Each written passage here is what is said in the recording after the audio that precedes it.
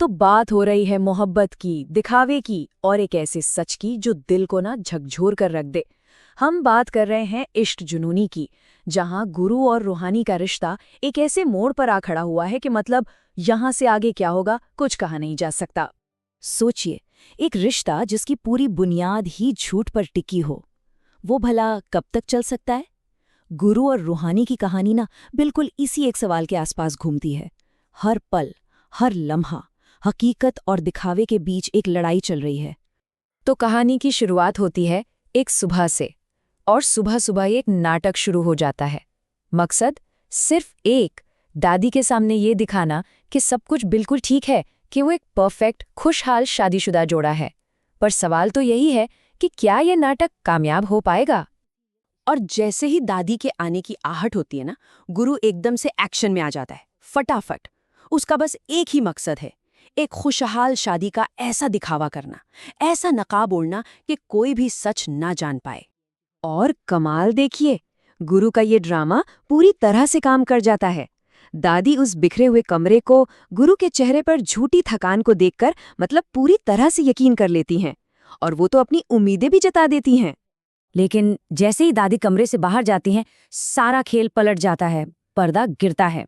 रूहानी कमरे में आती है और झूठ का वो जो पूरा महल उन्होंने बनाया था ना, वो ताश के पत्तों की तरह ढह जाता है। और तब जाकर सामने आता है रूहानी के आंसुओं का असली कारण। एक ऐसी वजह जो सच में दिल तोड़ देने वाली है। वो बेचारी बस अपने परिवार से बात करने की कोशिश कर रही है, तड़प रही है, पर कोई भी उसका फोन नहीं उठा रहा।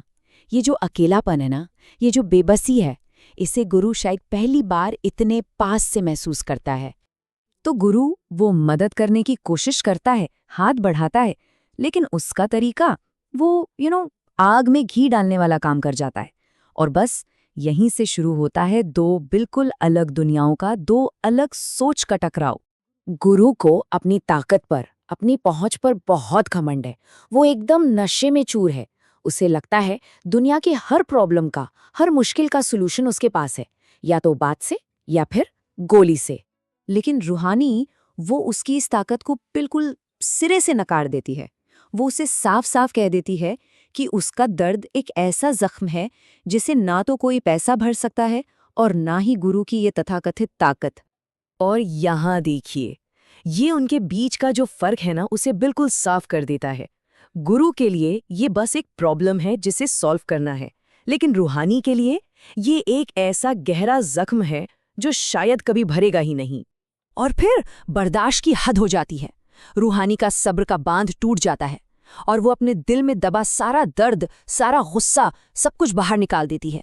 वो उससे वो कड़वी सच्चाई बताती है कि कैसे इस एक रिश्ते ने उसकी पूरी जिंदगी को तबाह करके रख दिया है।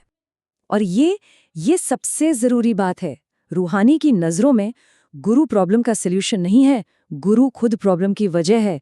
वही उसकी इस तन्हाई का, उसके इस दुख का असली जिम्मेदार है। रूहानी की ये शब्द ना गुरु के दिल में तीर की तरह चुभते हैं, लेकिन उसका जो रिएक्शन होता है वो कोई सोच भी नहीं सकता। तो क्या ये एक नई शुरुआत है? बहस करने की जगह या गुस्सा करने की जगह गुरु उसके दर्द को एक चैलेंज की तरह लेता है। वो इसे एक चुनौती के रूप में स्वीकार करता है और कसम खाता है कि वो साबित करके दिखाएगा कि वो क्या है और क्या कर सकता है।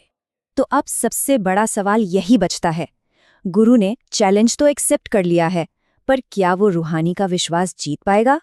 क्या वह प्यार और भरोसे की इस लड़ाई में कामयाब होगा, या फिर ये रिश्ता हमेशा के लिए खत्म हो जाएगा?